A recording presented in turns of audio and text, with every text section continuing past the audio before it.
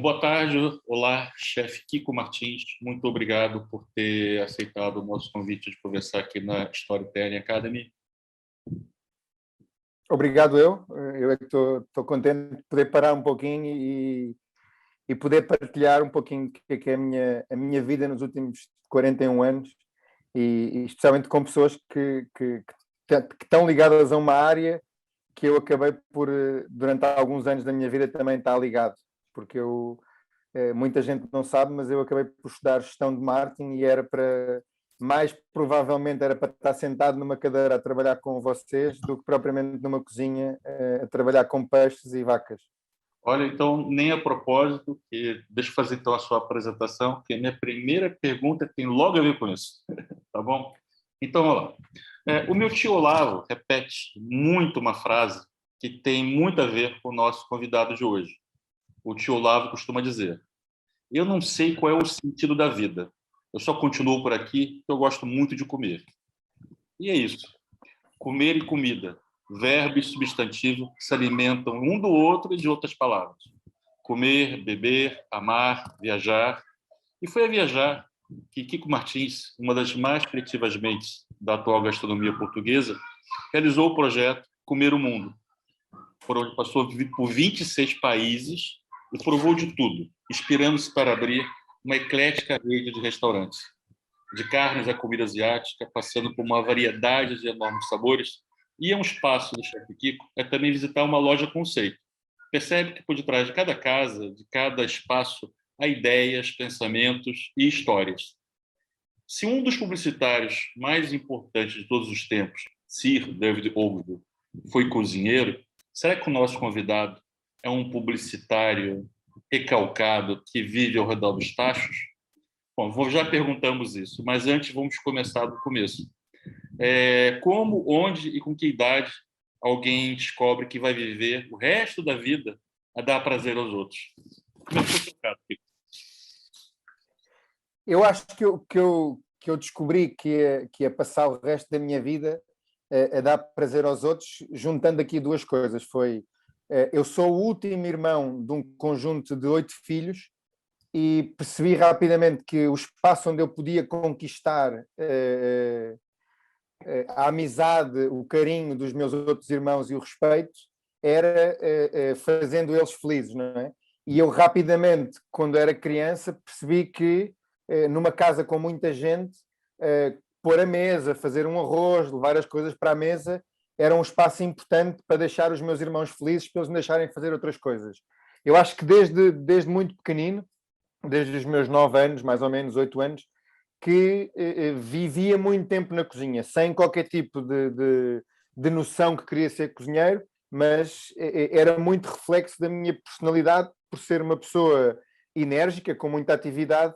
Eu gostava de estar muito tempo na cozinha, a fazer. Eu vivia no Brasil, nessa altura, no Rio de Janeiro, a fazer as coisas tradicionais brasileiras, os brigadeiros, muita doçaria, muita coxinha de galinha, muitas empadas de galinha com aquela massa esfarelada, e vivia muito tempo enfiado numa cozinha. Você é carioca? Sou carioca, sim, exatamente. Já nasceu no Rio, é isso? Nasci no Rio e vivi na Marquês de São Vicente, estudei no Colégio Teresiano. Okay. Eu pensei que você ia dizer que nasceu no Marquês de Sapucaí. Eu falei, calma, é carioca, mas não tanto, né? Não tanto. Mas sua família é portuguesa ou é carioca, ou é brasileira? A minha família é portuguesa. A minha mãe nasceu em Pernambuco também, nasceu no Brasil também, em Recife, em Pernambuco, mas só por motivos de negócios do meu avô. E nós, na altura do 25 de Abril, fomos para o Brasil. O meu pai teve que ir para o Brasil. O meu pai estava ligado a um partido político, o CDS, e tivemos que ir para o Brasil fugir um bocadinho aqui ao clima mais instável político em Portugal. E eu acabei por nascer no Rio, mas a origem da minha família sempre foi Portugal. Eu antes de ver Portugal com os olhos, eu já sentia Portugal na barriga, porque mesmo moleque, mesmo criança, com 10 anos, era clássico eu comer um toucinho do céu, era clássico eu comer uma alheira, uma farinheira, era clássico eu comer comida portuguesa. E por isso acho que cresci muito nestes dois mundos. Os sabores tropicais brasileiros e os sabores mais intensos transmontanos, porque a minha família é do norte de Portugal, é de Trás-os-Montes. Ou seja, né, você viajar para tantos países não é acidente, né? Você já nasceu já um pouco assim, né? Na barriga estava em Sim, Portugal, um pequeno estava no Rio, mas devia vir a Portugal também com alguma frequência. O seu sotaque original é carioca ou é lisboeta? não, se a gente puder, a gente pode começar a mudar. Eu começo a falar carioca e ninguém vai perceber que eu sou português, não tem nem chance. É? Mas eu já moro aqui há 32 anos, eu já virei português, já nem tem nem chance, fica meio estranho. Agora o pessoal vive falando com sotaque carioca, mas eu. Eu nem É consigo, eu um, sou carioca, mas não consigo fazer esse sotaque mais não. Eu tô com a caminho 30 anos e já perdi isso. a minha mãe vive aqui desde os. Ela nasceu em Pernambuco, como eu dizia, com 10 anos veio para Portugal e depois, mais tarde, foi passar os tais 15 anos ao Brasil, entre 74, a altura da Revolução, e 90. E a minha mãe, mesmo tendo vivido dos seus 82 anos, 25 anos deles no Brasil, a minha mãe entra no avião e a aeromoça é brasileira e rapidamente começa a falar com sotaque brasileiro. É impressionante. É uma característica desta família que é a pouca personalidade a nível vocal nossa. Nós somos um bocadinho camaleónicos, ganhamos rapidamente os sotaques. E acontece a mesma coisa em Portugal. Eu vou para o Algarve e começo a falar algarvio e para o norte. É uma característica meio esquizofrénica, mas que existe aqui dentro. Tá bom. Aí você estava nessa alcateia de irmãos, né? São 8, né? Nesse PEC, né? E você é de qual? É o mais novo, é o do meio? É o Eu mais sou o velho? mais novo, sou o último da linha. Sou o oitavo filho. E por isso fui aquele que fui mais mimado, não é? Porque o último filho é sempre mais apaparicado, acho eu. Mas Diz a também lenda que foi. também é o último a comer. Foi por isso que você começou a fazer a sua comida, talvez? Para ter Eu acho que mais? era aquele que tinha mais dificuldade de agarrar no bife, foi quando eram 8 bifes a chegar à mesa, eu ficava sempre com aquele que tinha mais nervo ou era mais pequenino. Mas acho que foi uma sorte, acho que tive uma família muito eclética, não é? Tenho um irmão, desde irmãos médicos, advogados, engenheiros, agrónomos, completamente em profissões muito diferentes e nunca, eu acho que os meus pais nunca te esperaram ter um filho cozinheiro, não é? Eu comecei com esta ideia de ser cozinheiro muito mais tarde. Eu venho do Brasil com 10 anos e faço uma vida normal em Lisboa, na cidade de Lisboa. Vou crescendo como qualquer adolescente de classe média em Lisboa, estudando, tendo os meus interesses, surf, futebol, normalmente. Depois, a determinada altura na vida, eu estava na Católica, na Universidade Católica, foi para onde eu entrei, e passei para uma universidade que era o ICHEM, que é para tirar marketing, exatamente, e a meio do curso começo a perceber que não era muito por aí que eu queria seguir a minha vida. Não é que eu não gostasse de marketing, muito pelo contrário, gosto muito de publicidade, marketing, de criar ideias, de pensar em formas de valorizar artigos e pessoas e ideias, mas tinha clara noção que gostava mais, havia uma área que me deixava mais inquieto. Eu, na altura, trabalhava como voluntário numa comunidade que é a Comunidade de Vida e Paz, que aquilo que a Comunidade de Vida e Paz utiliza a comida como bengala para, no fundo, chegar às pessoas no meio da rua. E nessa altura eu comecei a perceber que gostava muito de trabalhar com comida. A comida tinha este elo muito humano que nos faz conectar, não é? Nós quando combinamos alguma coisa com alguém, nunca dizemos vamos conversar, nós vamos tomar um café, não é? Nós quando propomos algum programa, ou é tomar café, ou é jantar, ou era como o seu avô dizia, o seu tio dizia que continuava aqui exatamente por isto, não é? Por este sabor que a comida tem, mas que é um sabor muito proveniente daquilo que nós captamos uns dos outros. E foi aí que eu disse que queria viver numa cozinha, ou pelo menos experimentar uma cozinha. Comecei por Lisboa, na Estufa Fria, que é um restaurante que há na Ajuda, e comecei-me a apaixonar por este mundo por várias razões, porque é um mundo enérgico, completamente disfuncional, completamente recheado de pessoas de todas as classes sociais possíveis, muito caótico, mas com muito método e com muita organização. E eu sou uma pessoa que gosta das coisas muito bem organizadas. Às 6 horas são 6 horas e não são 6:05, não são 5:55. E acho que quem trabalha nesta área da restauração percebe isso muito, muito facilmente. Pois há este turbilhão de energia, quase que a analogia que eu faço numa cozinha, uma família italiana, depois de um almoço, já com muito vinho na cabeça, em que estão todos aos berros e a discutir. Uma cozinha é um bocadinho isto, mas que depois, quando uma cozinha flui, é quase que uma orquestra que cria uma música incrível. E aí começo com esta vontade de querer mudar de vida. Os meus pais insistem que não era esse o caminho que eu deveria seguir. Isto foi há mais ou menos 22 anos atrás. Na altura não havia o boom da cozinha nem dos chefes. Nós íamos a um restaurante e não sabíamos quem é que estava por trás da cozinha. O restaurante não era valorizado pelo nome de um chefe, mas começa a mostrar que era um bocadinho esse o caminho que eu queria. Vou trabalhar para este restaurante, para a estufa fria, e começo a perceber que era mesmo por aí. Mesmo assim, os meus pais pedem-me para acabar o curso, eu acabo o curso, e mal acabo o curso, saio para Paris, para uma escola de cozinha em França, o Cordon Bleu. Foi um ano incrível, foi um ano de profunda aprendizagem, trabalhei com chefes muito bons, depois fiquei algum tempo a trabalhar por lá, uma carreira normal de vida de aluno. Volto para Portugal, quando chego a Portugal foi em 2004, há cerca de 17 anos. Quando chego, fui para o Eleven. O Eleven tinha acabado de abrir, aquele restaurante em cima no Terreiro do Paço. Foi uma experiência fantástica, porque eu vinha com muita garra de França, tive um chefe muito bom, o chefe Joaquim e o chefe Cyril, e ao final de um ano decidi abrir o meu primeiro espaço. O meu primeiro espaço, logo aí tinha uma lógica de marketing. O espaço chamava-se Mastige. Mastige como conceito era um bocadinho um conceito de L'Oréal, não é? De trazer prestígio às massas. Foi assim dos primeiros restaurantes em que começava a ter uma comida um bocadinho diferente, não é? Em vez de uma lasanha normal, era uma lasanha de camarão com brócolos, mas em vez de custar 25 euros, custava 11,50 €. Tinham uns lombinhos de porco, mas eram acompanhados com uma redução de vinho do Porto e sumo de laranja. Tinha um crepe de frango, mas era um crepe de frango com cogumelos selvagens e amêndoas torradas.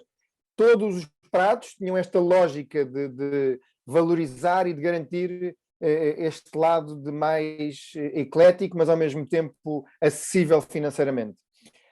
Foi nesse restaurante que comecei a perceber a importância de duas coisas, da gestão e da valorização enquanto produto restaurante e enquanto produto enquanto produto de chefe de cozinha como identidade de uma marca.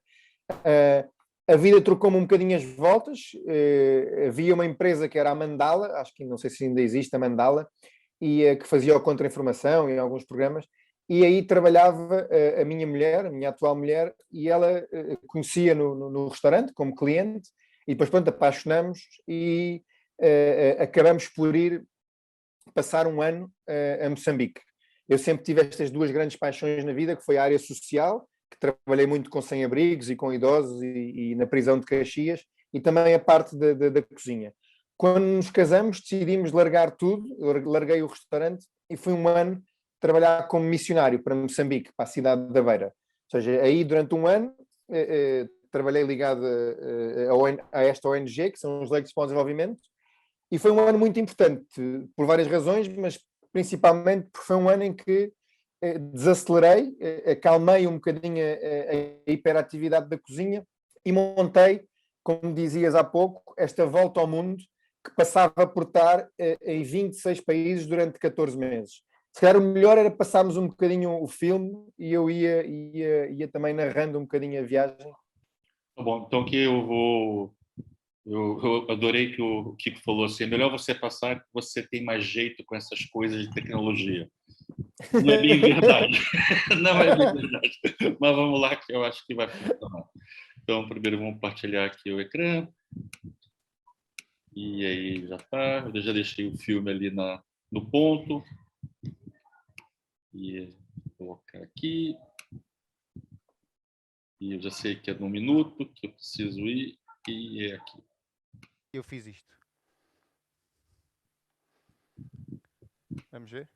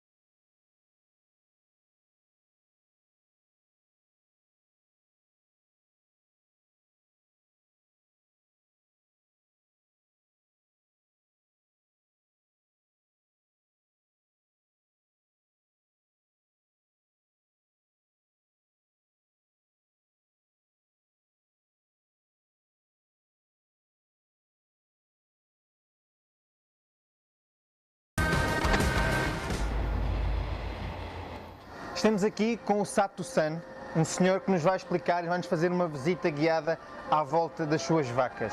Às vezes é preciso vermos para acreditar. Estas vacas são verdadeiramente tratadas como princesas, desde música clássica, a cerveja, a massagens. São tratadas com todo o carinho. O resultado final é uma carne muito suculenta, onde a gordura se mistura com a carne. Ready? Good to eat now? No. Next week. Next week. But it's very, very big. Big.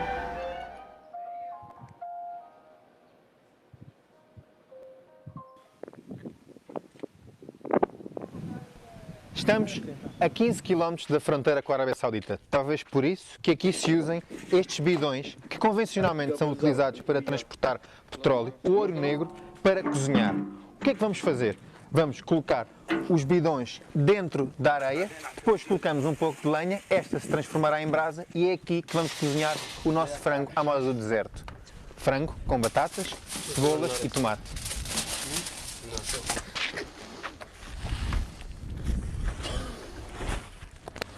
Passada 1h30, vamos ter a oportunidade de provar este prato, o frango do deserto.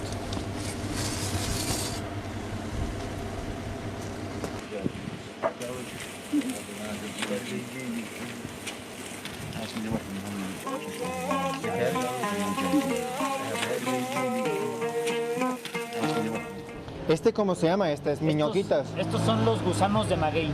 ¿Pero puedo comerlo así? Sí, lo puedes probar.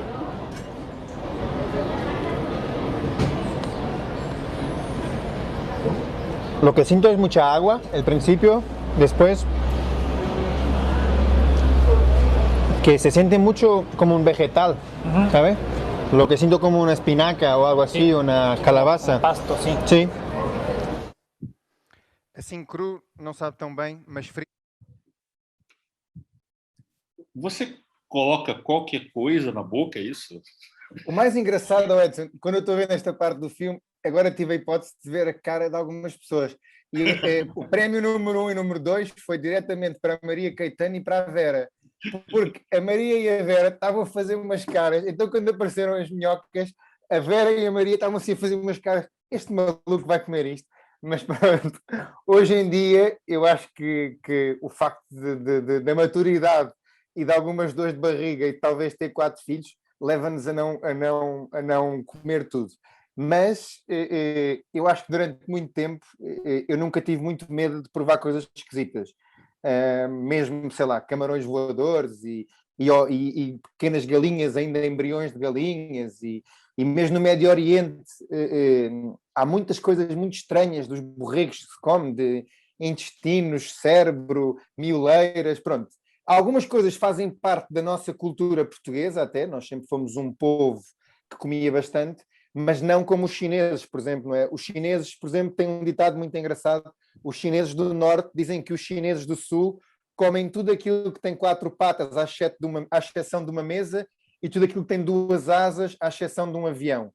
Isto são os chineses do norte a falar dos chineses do sul. E eu acho que nunca vi nenhum país onde se comessem coisas tão mirabolantes. Eu acho que durante a volta ao mundo experimentei quase tudo aquilo que me deram.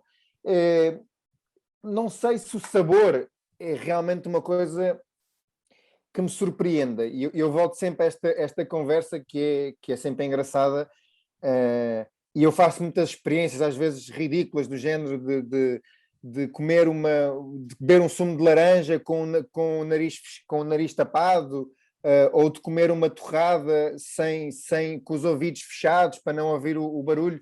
Há tantos sentidos que nós temos e que nós não nos apercebemos e que são exteriores ao nosso palato, que nós muitas vezes não temos ideia.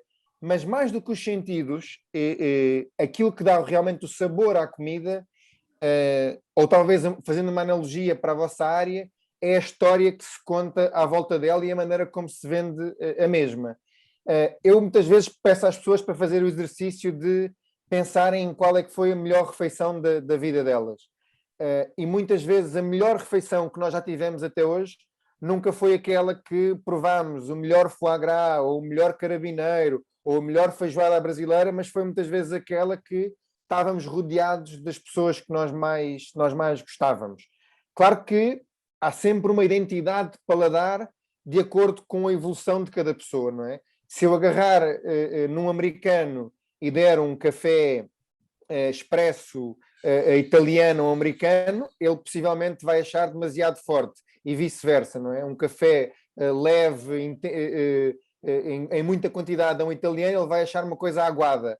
No entanto, o nosso património de paladar interfere, mas mais do que a interferência que possa ter o nosso património de paladar, aquilo que realmente eu acho que interfere muito é a envolvência de quem está ao nosso lado. E isso tem um valor para a comida inacreditável. E por isso é que às vezes perguntam-me aonde é que foi a melhor experiência gastronómica que tiveste, e é complicado responder essa pergunta, porque duas questões, não há nada absoluto, não é? Os melhores e piores é uma coisa que eu odeio na vida, aquelas frases, o melhor bolo de chocolate do mundo, o melhor não sei o quê, são frases que me deixam sempre um bocadinho incomodado, e depois porque é o melhor naquele momento e pode ser o pior noutro momento.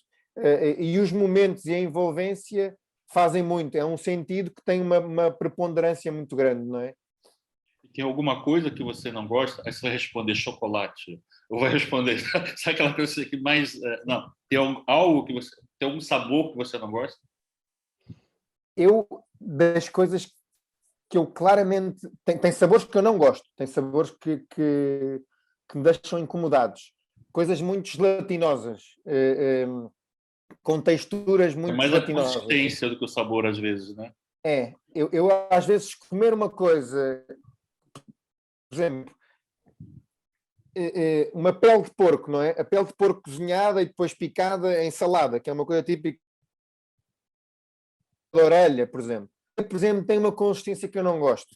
A pele de porco, se for muito cozinhada, tem uma consistência demasiado gelatinosa que eu não acho muita graça. Agora, se calhar, se for uma pele de porco que for envolvida com ovo e farinha e for feito um hambúrguer e for colocado num pão crocante, só o sabor daquilo é ótimo, não é? Porque o porco é talvez um animal dos animais mais deliciosos que há no mundo e que se come desde a orelha até aos pés, não é? Por isso é só uma questão de nós sabermos dar a roupagem certa e trabalhar da forma melhor para o produto. Okay. Vamos falar um bocadinho... Agora deixei de te ouvir. E agora? Ouve? Agora ouve? Agora estou ouvindo, Edson. Vamos falar um bocadinho dos teus restaurantes, porque também é uma maneira de misturar os temas, ou seja, a concessão do restaurante também é um projeto de marketing, também é um projeto de comunicação, também é um projeto de contar histórias, né? E, como eu falei na sua apresentação, visitando os seus espaços, eu sinto muito isso. Vamos aqui ver...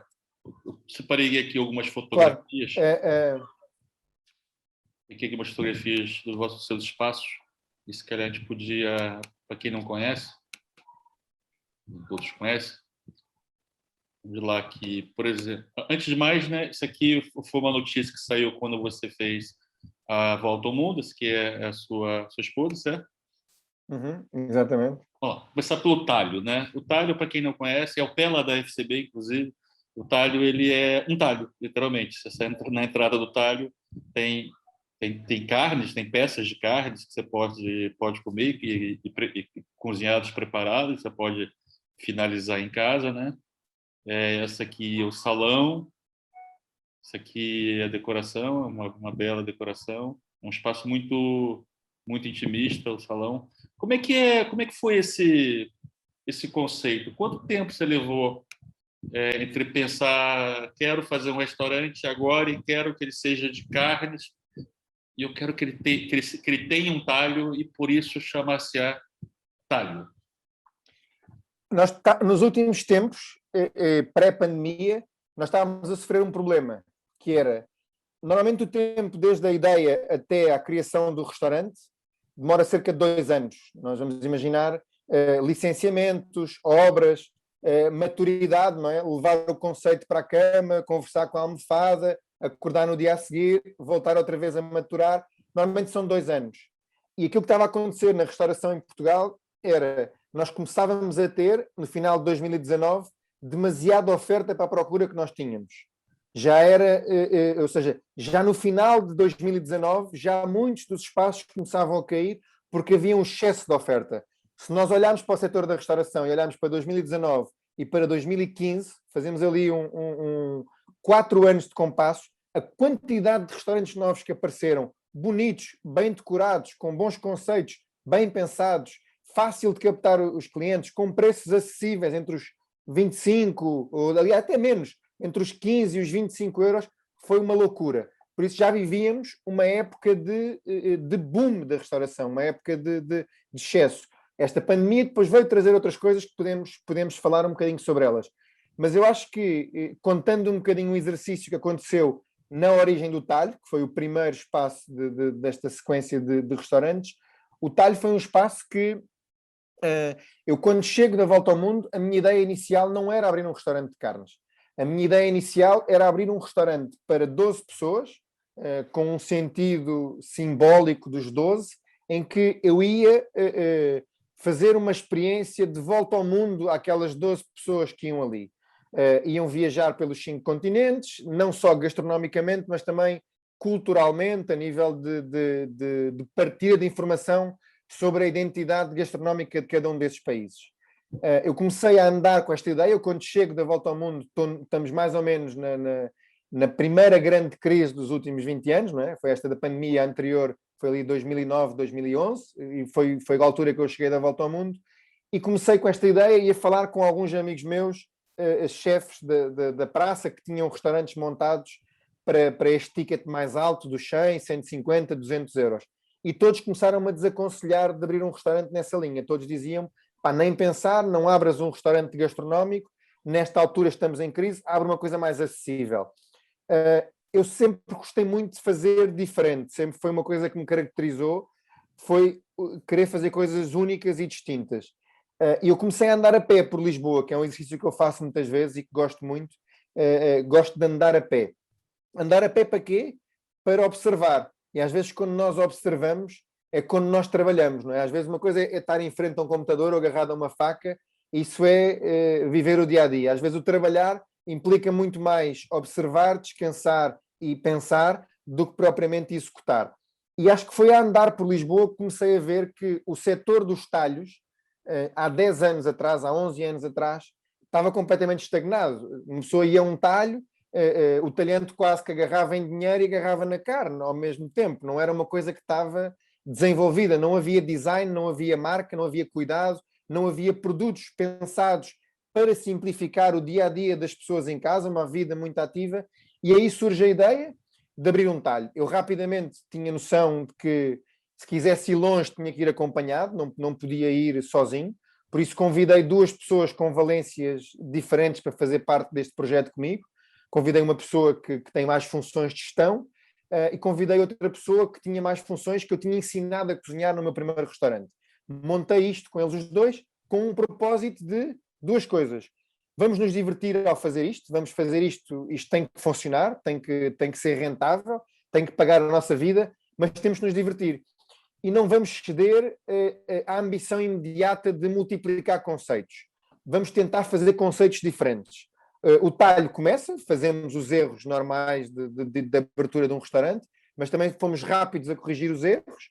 Tivemos a sorte foi a altura que eu comecei a fazer televisão, por isso a televisão também deu aqui um suporte bom a nível de notoriedade e de expansão, e o talho começou a correr muito bem. Tivemos muitos convites de abrir um talho no Algarve, abrir um talho com a Sonai, abrir um talho em diferentes partes de Portugal, mas mantivemos-nos fiéis àquilo que tínhamos decidido e quase que escrito, não, nós escrevemos literalmente quais é que eram os mandamentos e os propósitos para os próximos 5 anos. Eu lancei a ideia de abrirmos um segundo restaurante, que era a Cevicharia. A Cevicharia tem, já não me lembro, para aí 7 anos, exatamente. Vou mostrar aqui para o povo também. Vamos lá. Ok, isso, talho. Isso é comida do talho. Eu já vou aqui perguntar. Aqui, né? Esta é uma imagem boa da Cevicharia. A Cevicharia é um restaurante ali no Príncipe Real. Tem 25 lugares sentados. Porque você vendo se o desodorante do povo estava vencido, não é isso? Exatamente. E tem 25 lugares sentados, e antes da pandemia nós servimos durante muitos anos seguidos uma média quase de 200 e muitas refeições por dia. Ou seja, um restaurante com 25 lugares que diariamente servia mais de 200 pessoas, quase que rodava 10 vezes. Num business plan, nós pomos um restaurante a rodar uma vez e meia por dia, já é uma coisa fantástica. Um restaurante que era apenas presunção e muita disfunção de qualquer gestor ao fazer um business plan. Mas foi um projeto que correu super bem, aquilo que eu costumo chamar de estado perfeito, né? Foi a localização, o timing perfeito, a emenda perfeita, a decoração perfeita, o nome, ter lá um polvo em cima, foi tudo perfeito. De onde veio o Só não polvo? foi Foi perfeito, foi aquilo que nós sentimos quando... A ideia do polvo, em termos de decoração, foi talvez a única ideia minha, porque o resto é sempre o meu irmão. O meu irmão queria pôr uma ostra e eu disse, vou fazer um polvo. E o meu irmão disse, vai ficar mal. E eu disse, mas eu conheço um cara que trabalha muito bem esponja. E pronto, esse cara fez o polvo. Mas pronto, foi só assim o meu único mérito decorativo foi o polvo. Mas acontece uma coisa mal, que é quando nós fazemos tudo bem, nós ficamos inchados, não é? Nós achamos que somos indestrutíveis e que fazemos tudo bem. E por isso a cevicharia trouxe-nos alguma vaidade, não é? Alguma vaidade e algum sentimento de indestrutíveis, não é? Já que acertamos, agora acertaremos sempre daqui para a frente. E por isso fizemos outros projetos a seguir que erramos. Erramos, por exemplo, num restaurante que erramos por todos os fatores e mais alguns na EDP, que era o WOT.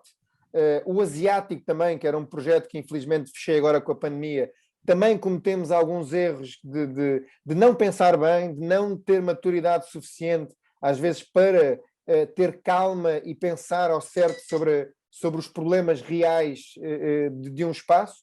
Mas pronto, mas pelo menos temos, até hoje, sempre nos mantido fiéis a esta coisa de querer abrir sempre espaços diferentes.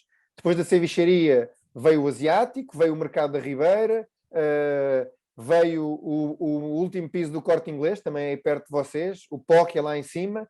Todos eles têm um ADN diferente. O último foi o Boteco, que é inspirado na minha infância e no Brasil, que fechei na pandemia e voltarei a abrir, mas todos eles tentam partilhar uma cultura de um país, todos eles tentam partilhar uma interpretação minha de algumas coisas que eu vi nesses países, não é? No Boteco, tanto se come uma feijoada brasileira, mas também se come os croquetes de feijoada brasileira. A cevicharia... eu fui teste do croquete. Eu tava Exatamente, você foi teste do croquete no talho. Ele deu um croquete de presente para eu testar e aprovei. Ou seja, então, na verdade, eu tenho uma grande contribuição nesse restaurante. Que foi o último jantar que eu tive antes da pandemia. Até agora tem que ser o último e o primeiro, que a gente abre... O primeiro já não será, não é? Porque já deve ter ido a alguns, sim. Não, que a pandemia ainda existe, né? Mas, assim, foi o último, vai ser tipo assim, eu fui jantar e no dia seguinte estava de quarentena. Ou seja, eu nunca mais voltei a nenhum restaurante em situação não pandêmica. Tá? Fica também, voltarei lá, então, para pós-pandemia. Queria mostrar aqui fotografias do Boteco, então, mas conta o tamanho do Boteco. Não, o Boteco foi o último projeto. Ninguém pensaria, vamos colocar um restaurante brasileiro na zona mais turística de Portugal, não é? Isto em termos de negócio não faz grande sentido, não é? Ou seja, nós estamos a agarrar a zona mais turística de Lisboa, ou seja, em frente à Praça de Camões, aliás, na Praça de Camões, colocar um espaço com uma identidade brasileira, ou seja, é algo que não na cabeça de muitos... Que prato é esse aqui? Isso é um mil folhas de pastel de nata, inspirado aqui um bocadinho entre Portugal e Brasil, com um gelado de goiaba. Também alguns pratos tinham esta brincadeira de misturar Portugal e Brasil no mesmo prato. Aqui? Isso acho que era já não sei se eu não consigo ver bem a fotografia, mas isto era um camarão-tigre com um molho baiano, com leite de coco e malagueta biquinho. E os pastéis? Pastel de vento, que é um pastel típico brasileiro, que há muito em São Paulo, no meio da rua, assim, os grandões. Pastel de feira. Pastel de feira. Pastel de feira, sim. A gente morre de encontrar uma azeitona, ganha um fusca. É isso mesmo. É isso mesmo. E o Boteco foi a nossa última brincadeira de um projeto, foi continuar a trazer o mundo a Portugal. Nós ainda íamos abrir, e vamos, se Deus quiser, continuar a abrir projetos, trazer o mundo a Portugal. O Boteco vai reabrir agora, na próxima semana, depois desta loucura toda que estamos a viver, mas sempre foi este o nosso propósito, garantir espaços novos, com uma identidade única, mas muito organizados por trás, ou seja, com um back-office muito organizado. Acho que nós podemos orgulhar disso. Você passa hoje o seu dia a dia, a sua vida. Vou escolher aqui a pandemia, né? Faço de conta que não há pandemia, né? Estamos aqui, voltamos a 2019, você já tem alguns espaços abertos. Você passa a maior parte do seu tempo de trabalho na cozinha, a gerir o negócio, a fazer a comunicação do negócio. Qual é a tua... Felizmente há uma coisa que eu adoro no meu dia-a-dia, que ele nunca é igual, não é? Eu, por exemplo, vou dizer o dia de hoje, por exemplo, eu comecei de manhã em Carnaxide. Nós temos uma cozinha daquelas dark kitchens, não é? Que é esta cozinha que não está aberta ao público, mas é para produção e para takeaway. Estive de manhã a ver algumas coisas, a auditoria com a equipa presente e a falar com eles, uma pequena formação. Depois daí fui ao escritório, tive cerca de 1h30 no escritório. Do escritório saí para o talho, do talho fui para o poké, do poké saí e passei outra vez no escritório, depois fui ao boteco, depois passei na cevicharia e depois vim ter com vocês aqui à minha casa ao computador. Mas sempre é uma vida muito gerida por mim, obviamente, ou seja, eu mando na minha agenda, mas que acabo por ter que estar em vários sítios diferentes. Não passo um dia enfiado num espaço. Sempre que estou numa cozinha, tento garantir que o chefe tira o maior número de dúvidas possíveis comigo e que eu observe. Ou seja, aquilo que eu vos falava há pouco, tentar não me enfiar numa árvore, não é? Tendo aqui a analogia de uma floresta, tentar não me enfiar apenas colher as laranjas desta árvore, mas olhar para a floresta toda. Colocar-me num lugar na cozinha em que eu consiga ver como é que está a cozinha a funcionar, como é que o chefe está a liderar a cozinha. E depois a minha ligação diária é com todos os chefes das unidades, com os meus sócios, e que esta máquina, que este organismo vá funcionando de uma forma sem que eu tenha que mexer muito.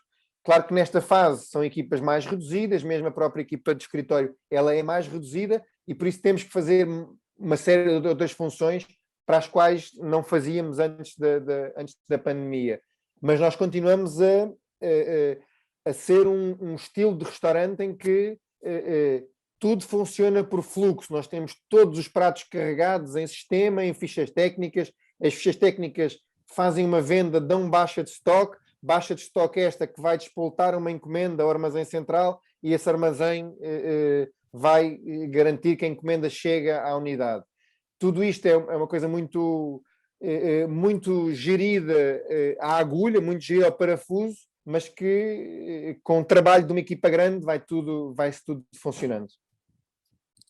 Olha, é assim, quem quiser fazer pergunta aí de casa já pode fazer. Eu acho que eu já permito que a pessoa, quem quiser pode, sempre com aquela questão, né, perguntas sintéticas, né, e que termine com um ponto de interrogação que ajuda imenso a clareza e a resposta do convidado. Ainda antes de alguém perguntar, se alguém quiser, levanta a mãozinha. O que é mais chato? É o pessoal da cozinha ou o pessoal da sala no sentido dos clientes, dos fregueses? Porque cliente é muito doido, né? Eu dou um exemplo. A primeira vez que eu fui ao talho, ou seja, eu já trabalhava ali, quer dizer, o nosso escritório anterior era perto, dava para ir até a pé se quisesse, eu não tinha ido. Aí mudamos para onde é o nosso atual escritório, a gente nem tinha mudado direito, aí veio um pessoal da FCB internacional, e aí quis levar num bom restaurante ao pé do escritório. Aí lembrei, né, vamos marcar ali, eu nunca fui, aproveito e experimento, né? Aí entrei lá, achei bonito tal, lá, né, o talho, né, sentei, né, o gringo que estava comigo gostou muito, aí eu lembrei, eu não estou comendo carne. Aí eu virei lá pro empregado assim, o que você tem sem carne? Aí ele olhou para mim assim, tipo, o restaurante chama-se Talho. Pois é, mas eu esqueci completamente que eu não estou comendo carne e tal. Aí lá improvisaram lá uma coisa para mim ali, né? Mas assim, cliente é muito doido, né? Por que eu fui num restaurante naquela fase e que eu não tinha, né? Qual é a pior coisa que você já teve que enfrentar com o freguês? O cliente, o cliente que me preocupa é o cliente que não reclama. É sempre esse o cliente que me preocupa. O cliente que reclama é um potencial embaixador do restaurante. Porque o cliente que reclama permite-me reagir perante uma reclamação. E, por norma, a maior parte dos clientes que reclamam tornam-se amigos ou embaixadores. Porque eu aprendo muito com as reclamações. Claro que há sempre clientes malucos que vão ao talho e não comem carne. Esses clientes existirão sempre, não é? Ou então clientes que pedem um bife tartar ou um ceviche e depois, quando recebem um prato, dizem que a carne está crua ou o peixe está cru. Isso acontece muitas vezes. Ainda a semana passada estava no poke, o cliente pediu um ceviche, eu mandei o ceviche para a mesa e ele disse que o peixe estava cru. Claro que tenho duas maneiras disto, que é ou aceito, mando aquilo para o lixo e o custo é meu, do prato, ou então digo, olha, você tem que pagar porque você é que pediu. Mas acho que vou entrar aqui numa guerra que eu é que vou sair a perder. É muito difícil esta guerra. Mas eu acho que o mais chato disso não é nunca o cliente, porque o cliente é sempre... O cliente é conquistável e normalmente o que reclama tem um desejo enorme de ser mimado e de ser ouvido e de ser acarinhado. E normalmente a reclamação que ele faz nunca é proveniente daquilo que ele está a comer ou daquilo que ele viveu no restaurante. É mais consequência do estado de espírito, da discussão que teve com a mulher ou com o marido umas horas antes, ou que o filho chumbou e que não vai passar de ano, ou que o gato fez cocó ou whatever na varanda. É muito mais problema disso do que propriamente problema da comida em si. Mas é o que eu digo, esse cliente é facilmente recuperável com um bocadinho de sensibilidade e bom senso. Agora, o mais difícil é sempre as equipas. Gerir as equipas é o mais difícil, porque nós somos humanos, não é? E nós, enquanto bichos humanos, nós somos muito ambiciosos e nós somos muito instáveis. Somos todos instáveis, não é? Chefes, empregados, cozinheiros, pasteleiros, nós somos todos instáveis e por isso viver numa equipa com muita instabilidade, em que um dia eu quero uma coisa, num dia tenho energia, no outro dia não tenho energia, num dia corto bem, num dia corto mal, num dia esqueço-me disto, num dia chego atrasado, num dia quero mudar de emprego, e há muita volatilidade e é obviamente que a mão de obra não é uma mão de obra com muita educação, muitas vezes, não é uma mão de obra que teve acesso a muitas coisas na vida, por isso é difícil esta parte de formação constante, de capacitação constante e de garantir a meritocracia em toda a gente, não é? Às vezes são equipas muito grandes e é preciso um trabalho muito, como eu falava há pouco, de observação para garantir que as pessoas que se destacam são reconhecidas e são valorizadas e vão crescendo. E depois há um outro problema que se calhar esse é um problema geral da nossa sociedade e em muitas áreas, que é nós queremos tudo para ontem, não é? É muito rápido. Nós entramos numa cozinha e ao final de um ano somos chefes.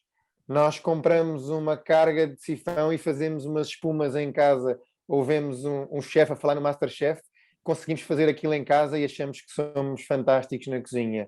Nós todos queremos trepar e crescer de uma forma muito, muito imediata. E o mundo não é assim, a vida não é assim, né? Não é só na cozinha, em muitas áreas. Nós precisamos de comer, como se diz no Brasil, muito arroz com feijão e levar muita carga de ombro e cair muitas vezes no chão, ganhar resiliência, ganhar estômago para saber tomar as decisões na vida, porque o mais difícil não é o esforço físico, o mais difícil é o esforço mental, é o esforço de gerir equipas, de liderança e de pensar o futuro das pessoas amanhã. E por isso é o que desgasta mais no dia a dia. Tem um amigo meu lá no Brasil que ele trabalhou em publicidade e trabalhou em restaurante, trabalhou em cozinha, né? Depois virou chefe, né? Mas ele teve aquela fase que ele não era chefe, estava na cozinha, né? E estava querendo, né? e ele falava assim, isso é muito parecido com o departamento criativo, muito parecido. As reações das pessoas, a índole. A única diferença é que, em vez de caneta, a gente tem facas na mão. O que torna a coisa um pouquinho preocupante de vez em quando. Eu sei, ele não estava exagerando, é mesmo um bocado. O mito aproxima-se da verdade. E você era assim? Eu acho que eu também, eu acho que eu lembro-me, eu acho que é bom alguma inquietação e alguma vontade em crescer e alguma vontade em evoluir, porque é isso que nos faz também crescer na vida. E nem todos temos o mesmo ritmo. Eu acho que há pessoas que aprendem mais rápidas do que outras e há pessoas que evoluem mais rápidas do que outras. Eu, por exemplo, quando cheguei a Portugal, entrei para o Eleven e saí passado, já não me lembro, 8 ou 9 meses. E houve amigos meus que ficaram lá durante 3 e 4 anos. Fiz bem ou fiz mal? Acho que fiz bem. Eu tenho pessoas comigo que trabalham comigo há 9 anos, não é? Tenho outros que trabalharam comigo durante 2 dias. É um bocadinho incerto. Agora, eu acho que esta constante saltar constantemente de espaço em espaço, e há muito isto hoje em dia, não é? Às vezes eu largo um emprego por 5 euros, por 10 euros, por 20 euros, calma.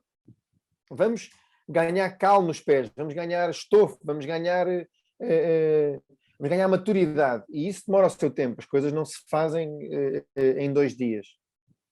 O chefe, hoje em dia, e você é um bom exemplo disso, aqui em Portugal, também é uma figura midiática.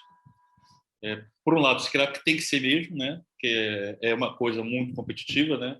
Estar nos meios, aparecer, atrai público para casa, né? Uma coisa alimenta a outra, mas nem todo mundo tem jeito. Você tem jeito, você é um bom comunicador, vê se pela essa conversa que a gente está tendo agora, né? Nesse momento, você está associado com que marcas? Você tem algumas marcas nesse momento que você tenha contrato fixo? Não, eu sou embaixador de algumas marcas, sempre foi uma coisa que eu tentei gerir com muita sensibilidade, porque não queria sobrecarregar.